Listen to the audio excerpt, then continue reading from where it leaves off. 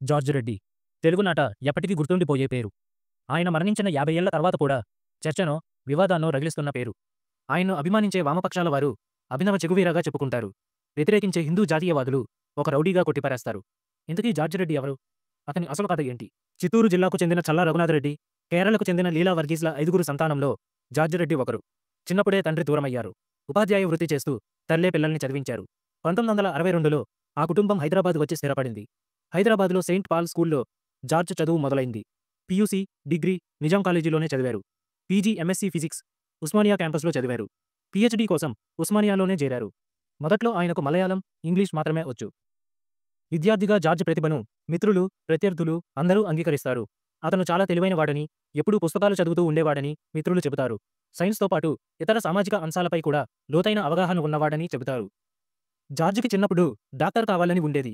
పీయూసీలో మార్కులు ఆధారంగా doctor seat వస్తుంది.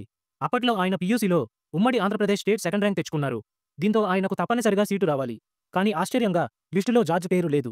కారణం వెతికితే జార్జ్ నాన్ లోకల్ కావడంతో ఎంబీబీఎస్ సీటు రాలేదని తేలింది. దీంతో ఆయన బీఎస్సీలో చేరారు. జార్జికి టాటా ఇన్స్టిట్యూట్ ఆఫ్ ఫండమెంటల్ రీసెర్చ్లో కూడా సీటు వచ్చింది. కానీ ఆయన చేరలేదు. ఉస్మానియాలో ఆయన ఎంఎస్సీ ఫిజిక్స్ గోల్డ్ మెడలిస్ట్.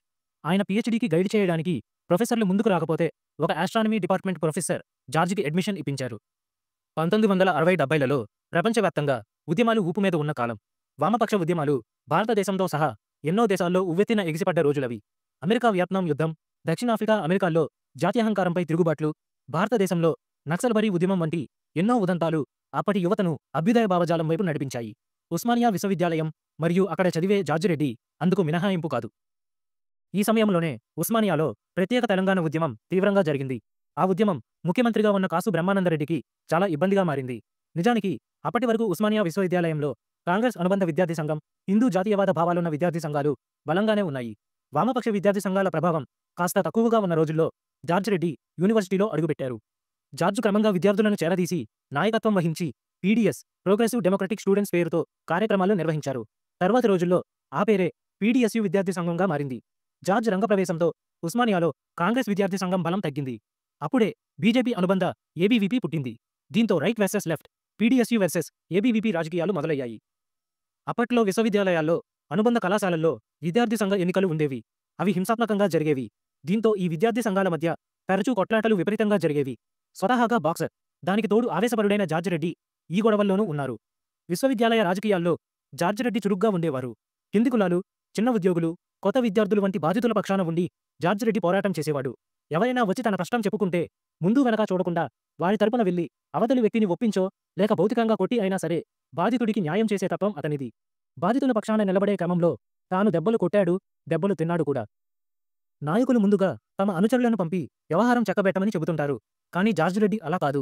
ప్రమాదం ఎక్కడ ఉంటే అక్కడ తానే ముందు ఉండేవాడు. తర్వాతే తన అనుచరులను పిలిచేవాడు. అటువంటి లక్షణం చెగువీరాలోనే ఉండేది. జార్జ్ రెడ్డి కూడా అలాంటివాడే. అందుకే జార్జ్ని అందరూ హీరోలా చూసేవారు. ఉస్మానియాలో జీన్స్ వేసుకుని మెట్లు దిగుతూ జార్జ్ నడుస్తుంటే అందరూ ఒక హీరో వస్తున్నట్టే చూసేవారు. లైబ్రరీలో తలతిప్పేవాడు కాదు. అతనిపై చెగువీరా ప్రభావం ఉంది. జార్జ్ ప్రభావం ఎంతోమంది విద్యార్థులపైన కూడా ఉంది. జార్జ్ స్టడీ సర్కిళ్లు ఏర్పాటు చేసేవాడు. అక్కడ స్టూడెంట్స్తో కలిసి పుస్తకాలు చదివేవారు. వాటిపై జార్జ్ స్టూడెంట్స్కి చాలా విషయాలు చెప్పేవాడు. అంతర్జాతీయ రాజకీయాల నుంచి న్యూక్లియర్ ఫిజిక్స్ వరకు ఎన్నో అంశాలు మాట్లాడుకునేవారు. రాజకీయ భావాజాలం పరంగా ప్రత్యర్థులుగా ఉన్నవాళ్లు కూడా వచ్చేవారు. నేను విప్లవం కోసం అన్ని రకాలుగా సిద్ధంగా ఉన్నాను అనేవాడు జార్జ్.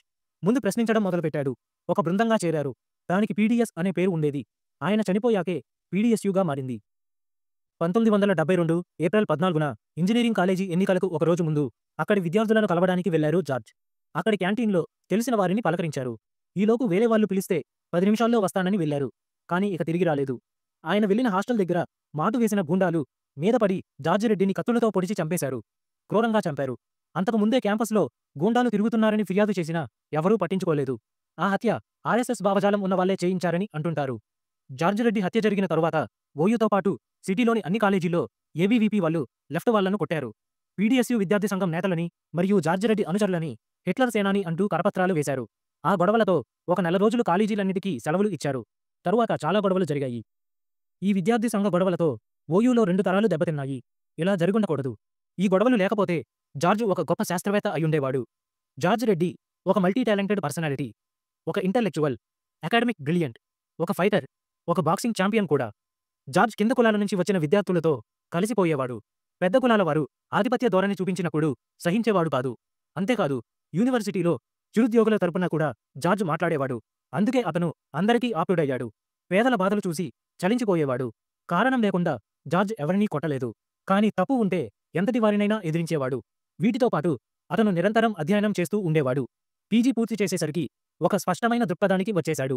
ఒకవేళ మరణించకుండా ఉండుంటే జార్జ్ ఒక గొప్ప విప్లవకారుడు అయ్యుండేవాడు. ఇదే అమరవీరుడు జార్జ్ రెడ్డి కథ.